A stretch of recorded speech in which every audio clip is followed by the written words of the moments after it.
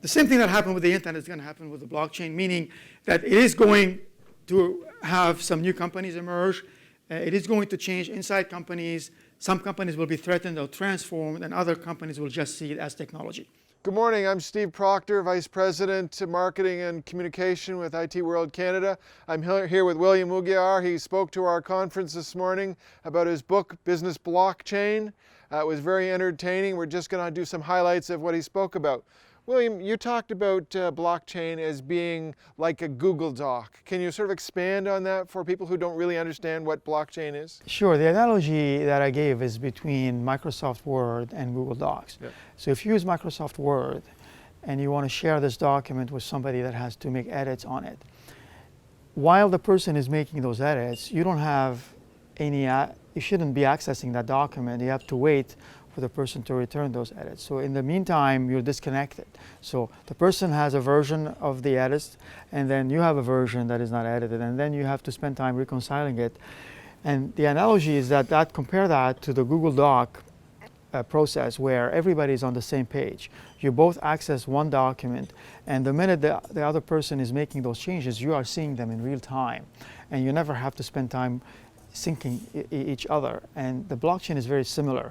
The analogy is that it has a distributed ledger that is shared by everybody. So if we both share the same ledger, we always are seeing that same version of the truth.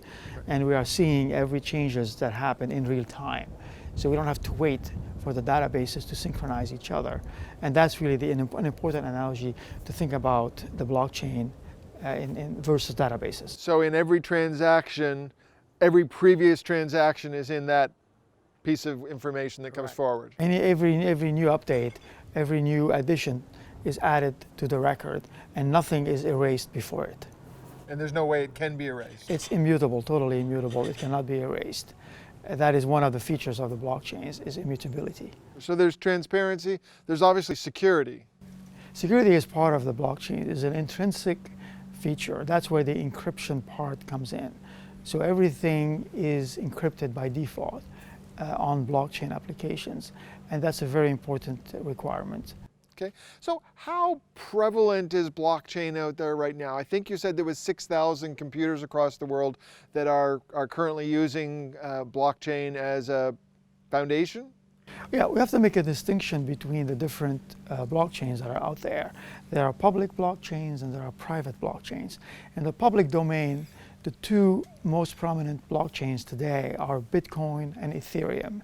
And each one of these blockchains has about 6,000 computers networked together around the world. And they are the ones that power this whole cloud computing infrastructure that allows the transactions to be validated throughout the world.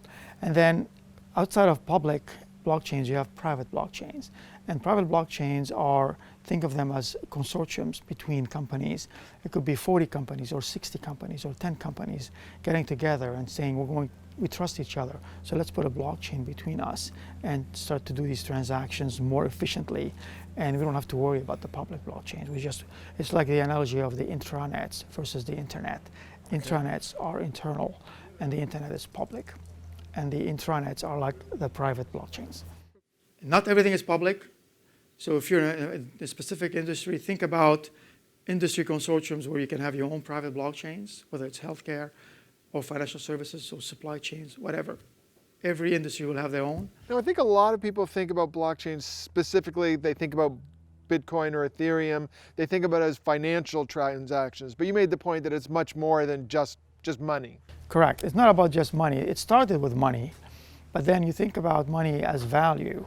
So now the next step is just any value. Any value that is digital can now be transacted upon on the blockchain. So you think of the blockchain as just this rail, as this new network that is very fast, and you can just move, buy, create any asset and sell it on the blockchain. Cryptocurrency is just a token that represents some work that we have done. And what if we can earn that cryptocurrency by doing the work, and then we can spend it again in the same marketplace? And the other application beyond that is also to check record keeping, to check the authenticity of of an event having happened at a particular time, because the blockchain is an incredible time stamping machine. When you timestamp something that it did happen by this person at this particular time, that's it. You cannot change it anymore. But you can open up the fact of people wanting to check on that particular event if it happened.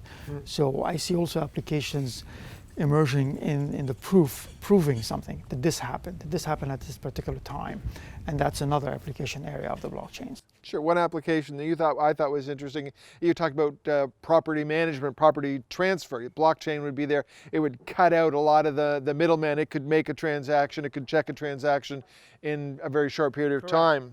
Because the blockchain is an excellent chain of custody capability, and if it holds all of the custody events for a particular asset, like it could be a land title or a house. So the whole history is there, and you can just go check it in real time. So there are no delays in wanting to go and check it via databases or going to the municipality office. And it will also decrease the level of fraud, because we know exactly who owned the house before. Okay. You mentioned fraud. There was some questions from the audience in terms of security, ransomware, that sort of thing. How secure is blockchain? Blockchains have to be secure. It's not an option for blockchains. Security is not an option. It's something that is part of the design. That is something that you assume is there.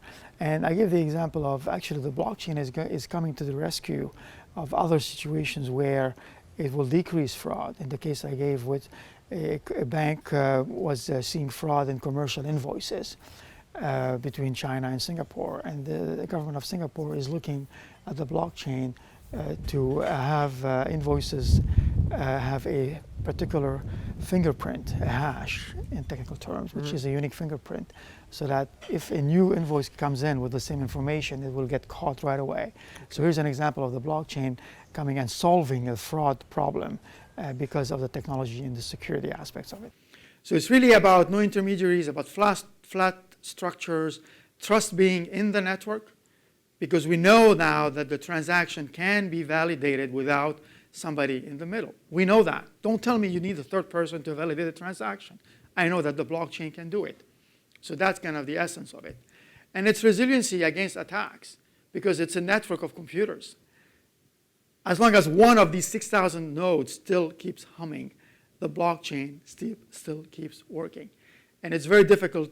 It's easy to take 10 computers down, 200, maybe 100, maybe 1,000. It's a lot more difficult to take 6,000 computers down that are in different parts of the world in many different places. So that's why blockchains are resilient. It's like cloud computing. It's another layer of cloud computing that's very resilient. And so where do we see blockchain going? You indicated that blockchain is sort of evolving and that we've just moved from the age of being technology driven to where it's going to be business driven. Now is the time where business is going to drive the market, not technology.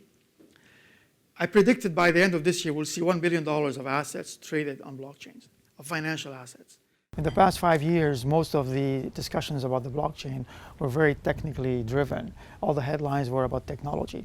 And I think we're just about beginning now to turn the corner where we're going to see more businesses driving the agenda of where blockchain is going. And the purpose of technology is to enable businesses, business models, new companies. So I'm seeing a bit more now the business people, the business aspects driving the technology. Okay, and how big do you think it could get?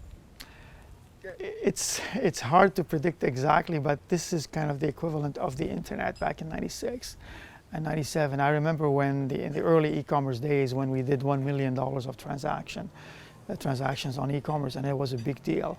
And then the 1 million went to 10 to 100. Now we're doing 1.3 trillion in e-commerce transactions. And the Bitcoin and the blockchain, number of assets, dollar value of assets on the blockchain is very small today, but it's going to get bigger gradually, and it's going to take a few years. I see it more of an evolution and not a revolution. Right. And you said cryptocurrency maybe up to 4 or 5% of GDP and a number of years? I guess over the next 5 to 10 years, it could occupy 5% of the GDP of the worldwide. And this is just an estimate at this point. Sure, sure. Thank you very much. Thank you. Appreciate you speaking with us today. Thank you. And remember what happened to the internet. Whatever you did or didn't do, now you have a chance to redo better with the blockchain. Become part of these conversations. Thank you very much.